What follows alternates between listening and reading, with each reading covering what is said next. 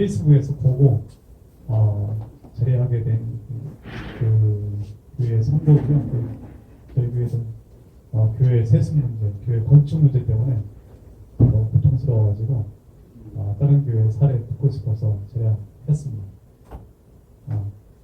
궁금한 거는 이제 보니까 이제 대부분 이제 결국에 이제 소송이나 구속 고발 이렇게 아직 이제 가게 되는 경우가 대부분인 것 같은데 제가 궁금한 거는 혹시 이제 평신도 행동연대나 다른 교회 세우기 행동연대 이런 쪽에서 이런 법률적인 자문이나 어떤 연대되어 있는 변호사들 그런 분들이 계신가 궁금해서 여쭤봅니다. 이 변호사들의 모임이죠. 이제 민변 이제 이 일반 사회에는 민변이 있다 그러면 이 기독교 내에 좀 건강한 교회를 지향하는 것을 하는 단체가 기독법률가회이고 CLF인데 이 단체의 성향은 아마 이제 기훈실 또는 성서한국, IVF 그런 쪽에 이제 하나님 세계관이라고 할까 이제 그런 쪽에 오리엔트된 분들이 주로 있는 단체로 그러니까 교회개혁 실천연대랑 기독법률가회 CLF 두 곳에는 꼭 연락을 해보시는 게 좋습니다. 어떤 문제든지. 그리고 이제 교계 뉴스의 대왕인 방송의 CBS랑 뉴스엔조이 이 네 곳 정도는 연락을 해.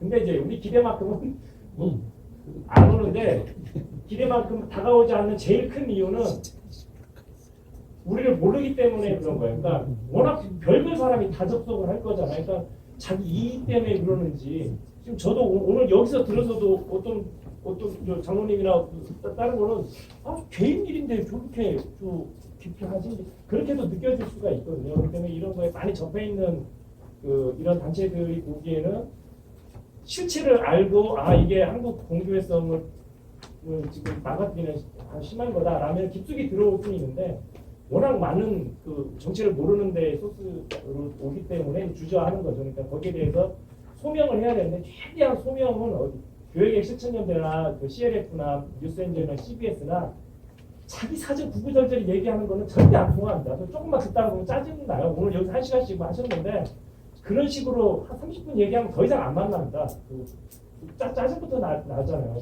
그러니까 재판장에 가면 재판 철저하게 논리적인 것과 누가 들어도 타당한 것 중에 핵심되는 것 위주로 짤막하게 해서 이게 이제 언론의 경우에는 자기 구독률 높일 수 있어야 되고 변호사 같은 경우는 이게 돈을 벌 수 있으면 더 좋겠죠. 아니면은 대의 명분이 있든지 해야 되고 교육의 실천연대도 이거 가지고서 우리가 올 한해 나름대로 중요한 사역으로 큰 영향력은 아니더라도 그런 명분이 있을 법한 게 뭐냐를 생각해 본 다음에 접속을 하죠. 법률적인 문제의 추가적인 부분으로 그동안의 평신도 행동연대나 현재 바른교회 세우기 행동연대도 법률적인 자문을 어떤 자격 있는 분께 받고 있지는 않습니다.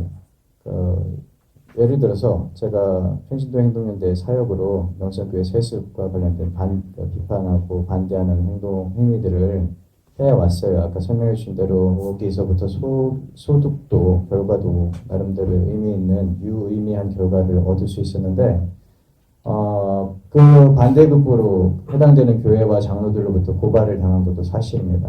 지금 현재 11개 교회와 단체로부터 제가 고발을 당해 있어요. 그 부분에 있어서 가장 분명한 것 한 가지는요. 교회 공동체가 해당되시는 분들이 누군가를 비방할 목적으로 했느냐를 분명히 하셔야 됩니다. 그러니까 교회 공동체를 회복하기 위해서있냐 아니면 개인의 명예를 실추시키기 위해서있냐 이 부분을 분명하게 관점을 놓치지 않으신다면 어떤 송사역에 휘말리시더라도 거의 대부분 다 법도 그렇게 결국에는 상식과 우리 일반인들 정서에서 크게 벗어나지 않거든요. 현재까지 저는 그래서 어떤 법률적인 그런 자문이나 도움을 받지 않고 개인적으로 송사를 해결해 나가고 있는 중이고 할 수 있다면 그리고 누군가가 도와주신다면 앞으로는 연대해서 해결해 나갈 수 있는 방법도 모색해 보고는 싶은데 아직은 저희가 거기까지는 영향을 미치지 못하고 있는 상황입니다. 활동을 하면서 제일 염려되는 부분이 법률적 분쟁에 저희가 끼게 되는 거예요. 그래서 굉장히 처음에는 두려워하게 됩니다. 명예훼손은 굉장히 어렵습니다. 유죄되기가 쉽지가 않습니다. 다만 아까 말씀드린 목적성이 굉장히 중요하고요. 두 번째, 허위 사실이냐 아니냐도 매우 중요합니다.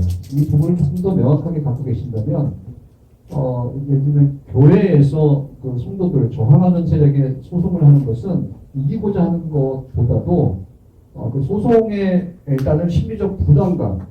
그러니까 교회는 단체이기 때문에 부담감이 없어요. 10개 소송을 해도요 부담이 없는데 소송을 당하는 사람은 개인이기 때문에 이건 사건이 아니라 자기 삶이 돼요. 여기서 오는 부담감을 주기 위한 것이 목적이 돼요. 그럼 그것을 이기고자 하는 것이 과연 뭐냐? 제가 볼 때 그걸 즐기는 겁니다. 그렇지 않으면 절대 이기기가 어려워요. 저에게 좀 지혜라고 할까요? 하는 부분은 이 사람들이 저한테는 것은 분명 이길 것 같지 않은데 왜 소송을 했을까?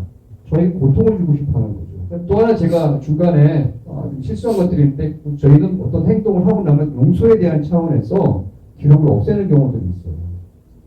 절대로 그 기록을 없애면 안 된다는 게 제가 이 목회자들과의 6, 7년 이상의 싸움에서 느낀 겁니다. 이분들은 언제 다시 이익에 의해서 반대의 주장을 하는지 몰라요. 제가 그래서 이상하게 재판 기록들을 버리려고 하면 사건이 터져서 못 버렸어요. 그러면서 주신 게 이 기록을 쉽게 버리는 게 아니다. 문자에 대한 내용 기타 등등도요. 요새는 그 과거하다 개인정보보호법에 의해서 남이 보내준 건 제가 다시 요청할 수가 없어요. 6개월 이상 된 것도 통신사 갖고 있지 않습니다. 예전에는 그걸 제가 다 요청할 수 있었는데 그렇기 때문에 혹시 그런 자료들이 있으면 이걸 쉽게 버리시면 안 됩니다. 가급적 개인 싫죠. 누군가의 분쟁에 있는 기록들은. 이런 거 갖고 계시면 명예훼손에 대한 부분은 일정한 시간이 돼도 그리고 그게 형량이나 기타 등등이 크게 실제로 유죄가 되더라도 별 문제가 아닙니다. 살다 보면 그럴 수도 있어요. 교통사고 날 수도 있고요. 그렇게 생각하면 좀 담대해질 수가 있는데 많은 사람들이 이거 명예훼손 예를 들면 고은 씨 사건 같은 경우 최영미 시인이 하고 있지만 이거 100% 이깁니다. 그런데 굉장히 고통을 주려고 하는 거 외에는 없어요. 그걸 즐기는 거예요. 그렇게 하셔야 아까 말씀드렸는데 오랜 시간이 가도 이길 수 있는 거죠. 두 번째 제일 중요한 게 제가 걱정하는 게 뭐냐면 모욕죄는 다릅니다. 그렇기 때문에 이 욕설을 하시면 안 돼요. 어떤 걸 하시더라도 그거는 내가 욕을 많이 했다 안 했다가 아니라 판단을 했다 안 했다가 중요할 수 있습니다. 명예훼손도 마찬가지로 그런데 그런 것만 그렇지 않으면 명예훼손죄는 현실적으로 현행범이 되기가 객관적인 팩트를 가지고 쉽지 않으니 혹시 그런 것 때문에 주위에서 야 너 쉽게 분쟁이 쓰지 마 이러면 조금 더 여러분들이 용기를 내셔도 될 것 같고요. 아까 소대에 말씀드린 대로 이미 시간 싸움이니까 가장 그 사람들이 원하는 것은 중간에 포기해도 안 된다. 우리가 아까 말씀하셨는데 회의주의적인 관점을 들게 하는 거. 그래서 저는 어떤 좀 목표가 있으면 이길 때까지 우리가 한번 해보면 아까 말씀드린 고난 속에서 골프도 즐길 수 있고요. 돈은 안 되지만 스스로 좋아할 수 있는 것들을 오히려 그것을 통해서 인생을 새롭게 되짚어 보면서 그 사람들이 원하는 반대 행위를 할 수 있는 용기가 더 생기고 인생의 어떤 수준이나 삶의 질이 훨씬 더 네, 높아지고 전국 총책 대표 임석기입니다. 현대사 교회 개혁의 주체 자존감 있는 평신도라 함께 나아갑시다. 바른교회 세우기 행동연대의 창립을 진심으로 축하드립니다. 오늘날 우리는 촛불로서 지난 불의한 정권을 종식시켰고 지금도 새로운 세상을 열어내는 시대에 살고 있습니다. 함께 불의에 분노했고 뜻을 함께 모으는 사람들이 뭉쳐서 스스로 촛불을 들어 반역의 어둠을 살려내어 새로운 역사로 나아가는 길을 비추는 등대가 되었습니다. 국제사회에서 우리 대한민국 시민들은 세계의 권위 있는 인권상의 주인공이 되었고 우리들의 행동을 지켜본 세계인들은 이에 영향을 받아 새로운 민주화 운동을 발현시키고 있습니다. 또 시민들은 여기서 그치지 않고 우리의 삶을 어지럽히고 있는 적폐들을 촛불의 힘으로 청산함을 진행해 나가고 있습니다.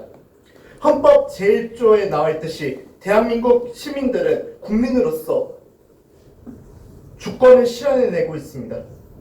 이제 시민들은 누군가에 의해 움직이는 수동적인 과거를 버리고 능동적으로 개혁의 주체가 되어 세상을 변혁시키고 있습니다. 오늘날 한국교회의 현실은 어떻습니까? 우리 주 예수 그리스도께서는 제자들에게, 우리에게 세상의 빛과 소금이 되라고 말씀하셨는데 우리는 어찌하고 있습니까? 세상 속의 빛과 소금이 되기는커녕 가진 자들의 힘 앞에 굴종하고 우리 주변에 쓰러져 있던 이웃들을 그들의 눈물과 절규를 외면했지 않았습니까? 고난이 올지라도 정의의 손을 잡아야 하는 우리의 의무를 외면하고 폭주하는 각종 불의의 외면과 침묵 그리고 동조로 일관해왔지 않았습니까? 그로 인하여 한국교회는 외형적으로는 큰 성장을 이뤄냈지만 실상은 요한계시록에서 자랑이 하나도 없이 질책당하던 라오디게아 교회와 같지 않습니까? 수많은 교인들은 이에 실망하여 교회를 하나둘씩 떠나갔고 시민들로부터 교회는 손가락질과 야유받는 대상이 되었습니다. 그리고 이제 교회는 그간 저질러 왔던 각종 범죄들로 인해 세상의 재판에서 유죄를 선고받고 범죄자 취급을 받기 이르렀습니다. 올해가 3.1운동 100주년이라 합니다. 대한민국의 독립을 위해 헌신했던 수많은 기독인 열사들을 우리는 과연 얼마나 당당히 마주할 수가 있겠습니까? 이 모임에 함께 자리하신 여러분들은 이러한 현실 속에서 새로운 한국교회를 바라보고 계심을 잘 알고 있습니다. 그 대답은 각자마다 다르게 제시할 수 있겠지만 공통된 한 가지 기존의 교계의 적폐 청산을 해야 합니다. 저는 감히 언급하겠습니다. 저희 기독청년학생 실천연대는 수많은 교계의 부끄러운 민낯에 맞서 교계 적폐 청산하여 종교혁명 완수하자 외쳐왔습니다.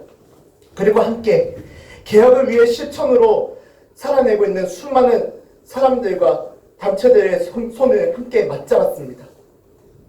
우리가 함께 손을 마주잡고 거대한 악의 구조에 맞서야 하겠습니다. 굴종의 삶을 떨쳐 반복음의 벽을 부수고 단약의 어둠을 살려내어 침묵의 현 교회를 딛고서 참된 복음, 종교개혁의 시대를 살아낸 개혁가들의 의지와 조국의 독립과 통일을 위해 헌신해왔던 우리 선조들의 얼을 계승해냅시다. 저희 기창학년은 새로운 복음의 시대, 복음의 상통으로 인해 하나님으로부터 창조를 받은 모든 사람들이 사람답게 살 수 있는 세상을 열어내는 일에 바른교회 세우기 행동연대와 함께 한 걸음 맞춰내가겠습니다. 감사합니다.